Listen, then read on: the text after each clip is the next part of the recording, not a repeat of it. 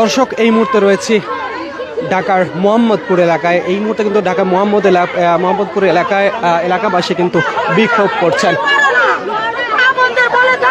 যেখানে খুশি সেইখানে বসে সিগারেট খেতে পারে না, অসম্ভব। এটা মেয়েদের কাজ না, এটা ইসলামে হয় না, এটা ধর্মে হয় না। আমি এর বিরুদ্ধে।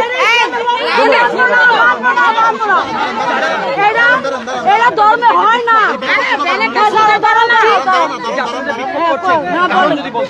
বিক্ষোভ করছি।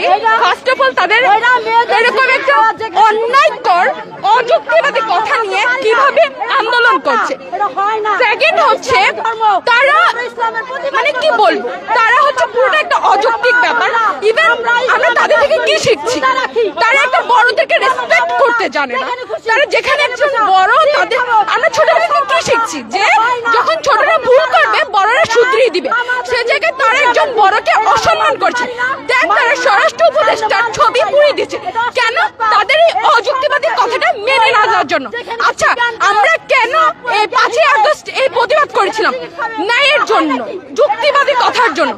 আপনারা পুরো বাংলাদেশ দেখেছেন, যখন যুক্তির কথা আসে পুরো বাংলাদেশ আমাদের পক্ষে থাকে। আমরা ছাত্র জনতারা কি ন্যায়ের পক্ষে কথা বলি, তাদের মতো অযুক্তিবাদী কথা নিয়ে আমরা রাস্তার মধ্যে নেমে পড়িনি। তারা পুরোটাই অযুক্তিবাদী একটা আন্দোলন করছে, তা আমি তাদের বিরুদ্ধে। আমি নারী হিসাবে তাদের এইসব কাজকর্মের জন্য আমার লজ্জা হচ্ছে যে আমি একজন নারী, কারণ তাদেরকে দিয়ে আমাদেরকে বিবেচনা করে, আমাদেরকে কনসিডার করা হয় যে আমি মেয়ে হিসাবে কেমন। এরকম মেয়েদের থেকে বোঝা যায় যে তারা কোন ফ্যামিলি থেকে বিলং করছে। তাদের ফ্যামিলিটা এখানে পুরোটাই আসছে, কারণ একজন ভদ্র নম্র ফ্যামিলির মেয়ে কখনো এসব কাজ করতে পারে। তারা বড়দেরকে সম্মান করতে পারছে না, তারা রাস্তাঘাটে এরকম কাজ করে বেড়াচ্ছে। তাই পুরোটাই অযৌক্তিক। আমরা এই অযৌক্তিকতার সাথে নেই। আমরা মূলত চাই ওপেন স্পেসে সিগারেট খাওয়া যাবে না, সেটা নারী হোক পুরুষ হোক, কারণ আমরা জানি এটা পরিবেশের জন্য ক্ষতিকর, সবকিছুর জন্য। আমাদের ছোট আমার বোন, ও কি শিখছে, আমি কি শিখবো?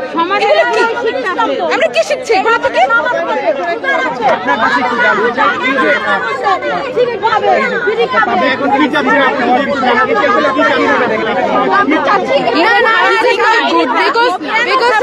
I know that this is their personal opinion, having cigarette or drugs, etc.